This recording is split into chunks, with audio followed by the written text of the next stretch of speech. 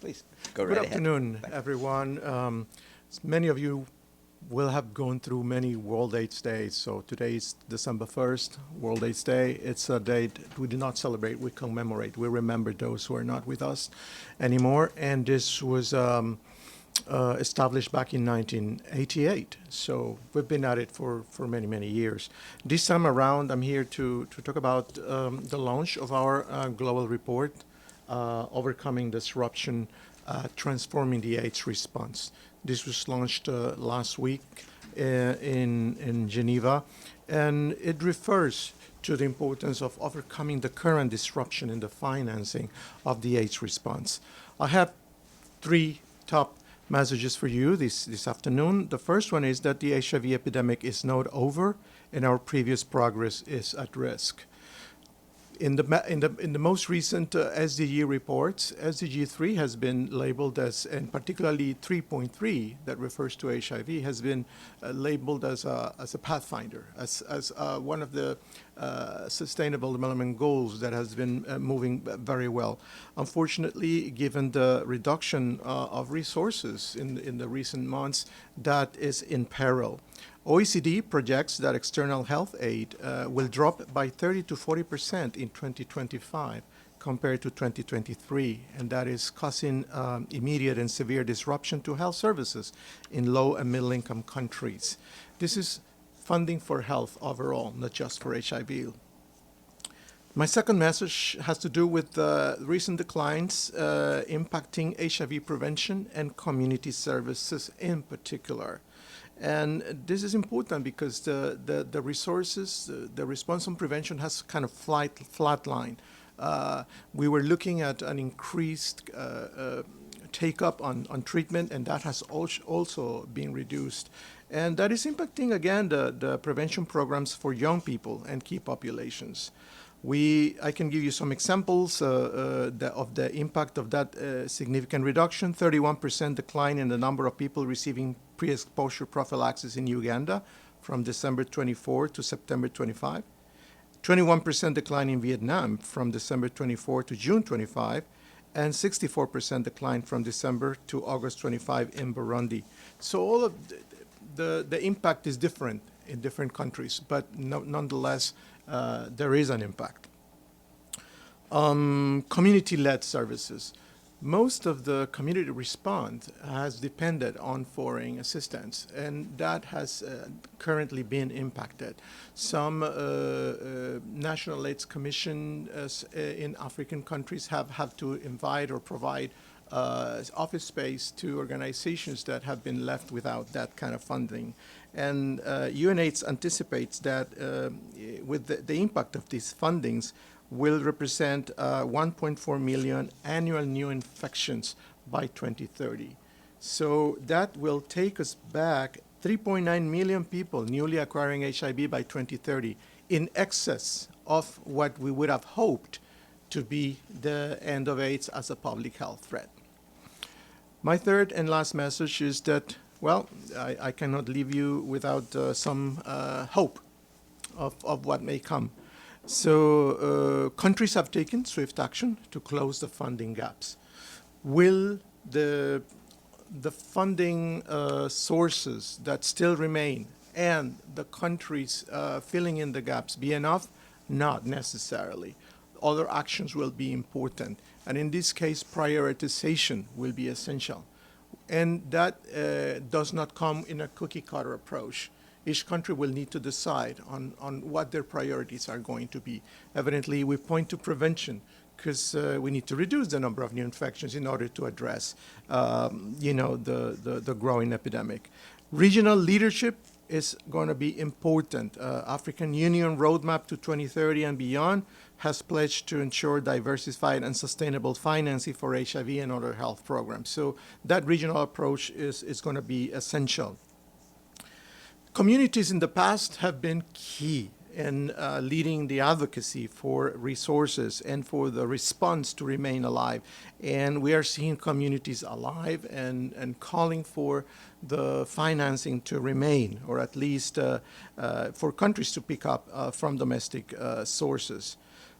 We feel that the new global AIDS strategy that is supposed to be adopted in the next few days at the UNAIDS board in Brasilia will provide, the strategy necessary for countries to focus the epidemic response that they need to address. And evidently, if countries scale up their HIV services to reach the 2030 HIV targets, then 3.3 additional new HIV infections could be averted compared to maintaining HIV treatment prevention services. One key element that was mentioned earlier today when we had the World AIDS Day event in Geneva was innovation. Innovation can be a good ally, but innovation that is accessible to those who need it. Lenacapavir. I think I spoke to you about lenacapavir 1 year ago in this premises. It's an injectable that it's applied twice a year, one injection every 6 months. That is a game changer. If we are able to provide lenacapavir to those people in need, that will help us really bring down the new infections at a much faster speed. There is a rollout of the lenacapavir happening starting today in Zambia and Eswatini. 2 million people will benefit for that. But 2 million is not enough. We need to scale up to the level of 20 million people receiving lenacapavir. There are studies going on that will also shift from injectables to sublingual absorbables, but those are still in the works.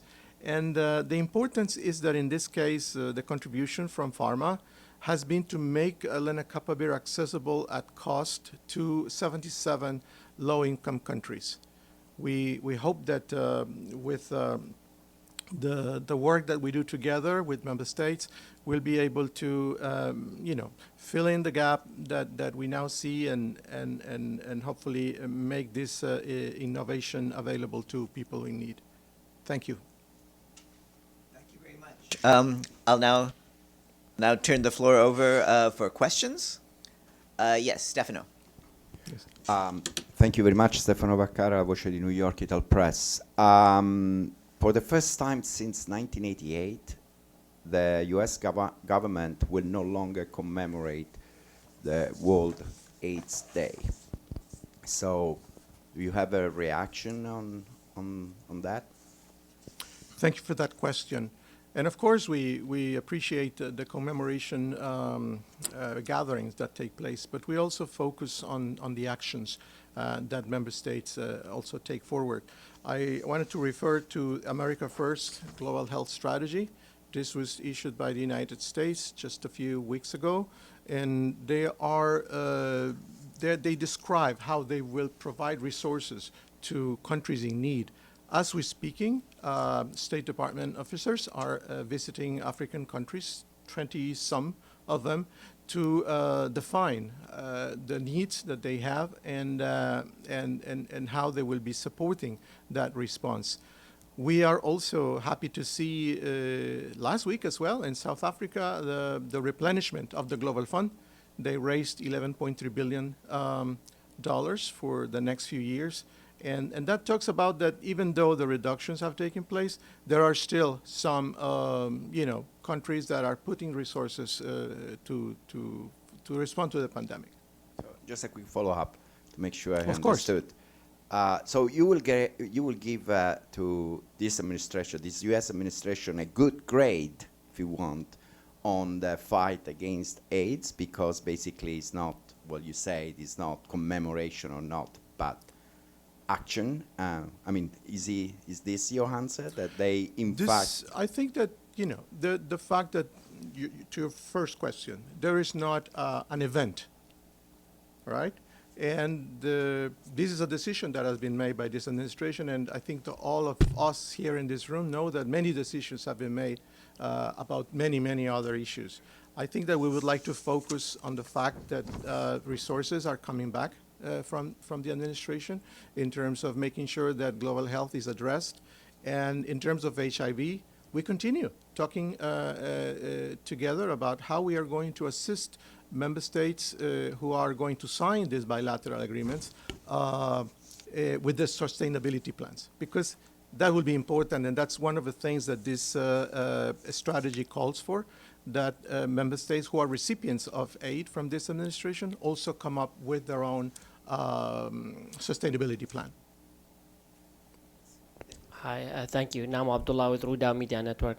On the decline in funding, can you tell if a specific country has been impacted most by the lack of response that your organization has provided to them?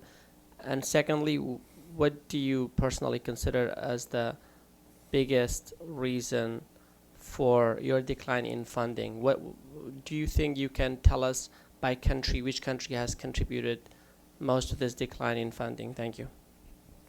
I think the reduction of resources has gone across the board. Of course, I would be lying to you if I didn't acknowledge that the United States had been one of the one country funding the largest amount of resources. They were also contributing a third of the resources going to the Global Fund. So that the pause or the cancellation of that aid has played an important role. But we have seen that reduction in other donors as well. We feel that at this point other priorities have taken over.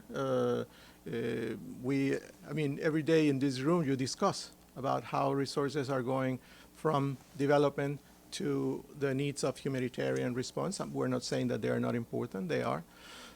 In countries impacted, most of them will be in the African continent. Evidently, that's where we still see an important number of new infections. We feel that several of these countries have taken an active role in identifying how they can sustain the response with their own resources. And here's where we come in, helping them with the sustainability plans. Yes, Evelyn?